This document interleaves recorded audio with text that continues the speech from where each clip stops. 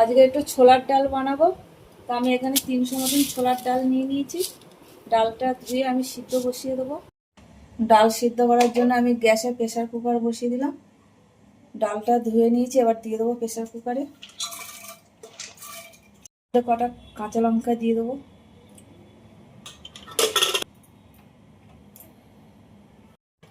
ওদিকে ছোলার ডাল সিদ্ধ হচ্ছে, আর আমি এখানে দেখো ছোলার ডালের মশলা কিনেছি।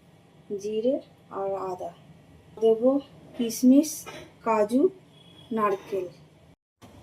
ডাল বানানোর জন্য কড়াইটা বসিয়ে দিলাম। তার আগে আমি নারকেলটা একটু ভেজে নেব।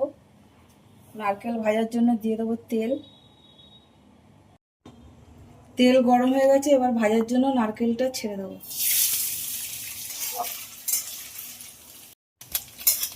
নারকেলগুলো ভাজা হয়ে গেছে, এবার উঠিয়ে নেব। এই যে নারকেলগুলো এরকম হালকা করে ভেজে নিয়েছি। ফোড়নে দেবো তেজপাতা, শুকনো লঙ্কা, গোটা জিরে আর গোটা গরম মশলা।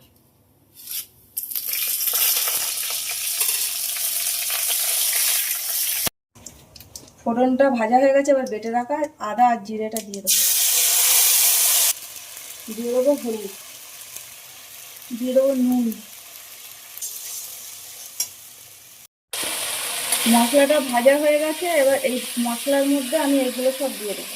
কাজু বাদাম, নারকেল, কিশমিশ।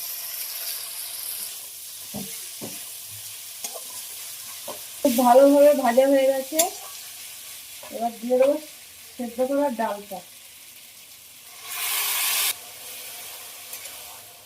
জল দিয়ে দেবো, ফোটার জন্য ঢাকা দিয়ে দেবো। ডাল কিন্তু একদম হয়ে গেছে।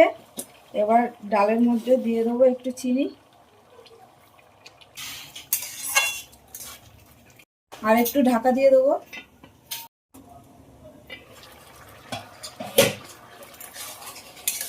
ডাল কিন্তু এবার একদমই হয়ে গেছে। নামানোর আগে দিয়ে দেবো একটু ঘি আর একটু ঢাকা দিয়ে দেবো, তারপর নামিয়ে নেবো।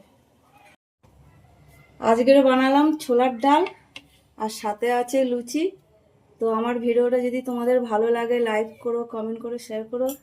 আর তোমরা সবাই ভালো থাকবে, সুস্থ থাকবে। টাটা।